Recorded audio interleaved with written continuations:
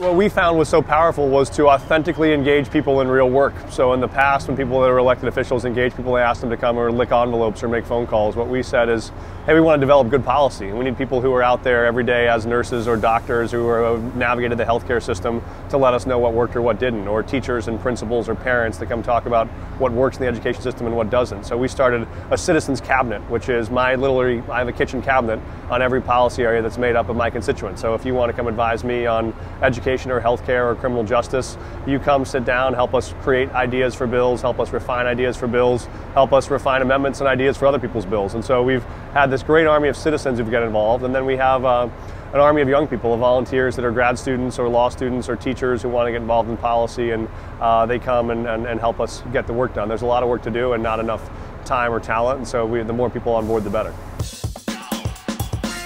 For me, the number one issue has been education. I'm a former high school teacher. I was a high school principal for 6 years, and so for me it was that issue that drove me to get into politics. In particular, one I've been working on the last 2 years, we'll work on again this year, is a state passage of the DREAM Act. We have a large number of undocumented kids in Colorado, kids that are former students of mine, who've graduated from high school, valedictorians, and are now waiting for their chance to actually get to the American dream because they can't go to college because they can't afford to go. That's a bill where every year we don't pass it, hundreds of thousands of kids get stuck. There are very few times where a policy is that concrete, but I know every time that bill's failed, I got to go back to my old high school, sit down with my kids who are seniors who've worked the last 5 or 6 years to get themselves into college and tell them they're not going to be able to go.